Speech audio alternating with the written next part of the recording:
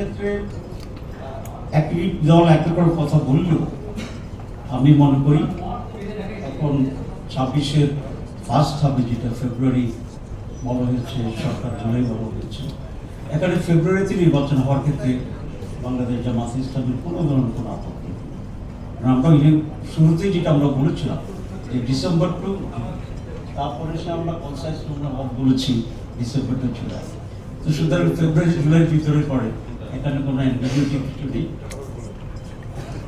সবাই বলছে আবার বলার জন্য আমি এটা আবার দুইবার বলি। আমরা বলেছি যে ডিসেম্বর থেকে এপ্রিল, এর মাঝে ফেব্রুয়ারি এখানে কন্টেইনড, সুতরাং এখানে আমাদের কিন্তু কিন্তু যে বিষয়টি আমরা বলছি, আমাদের আমিরও গতকাল বলেছে যে জেনাতনায় একটা ইলেকশন আমরা চাই না। এই জেনাতনার ইলেকশন চাই না মানে আমরা ইলেকশন চাই না, এই বিষয়টা একটা ভুল ব্যাখ্যা দেওয়া হচ্ছে এবং সন্দেহ তৈরি করা হচ্ছে।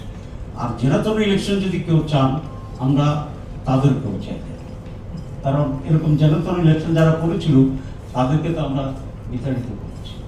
এবং বাংলাদেশে যদি আরেকটি জেনাতন নির্বাচন হয়, তাহলে ঐক্য, অনৈক্য, সংস্কার দেশে টিকার আশঙ্কা দেখা দেয়।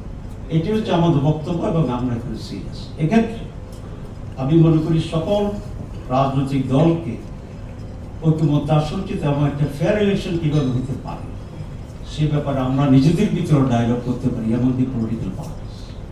এবং আমি আশা করি সেরকম যদি আমরা ডায়লগে এনগেজ করি, তাহলে আরও যে সমস্ত কিছু ডিফারেন্স আছে সেটা দূর হয়ে যেতে পারে। আমি 3-এর নোটিশ পাইনি এখন।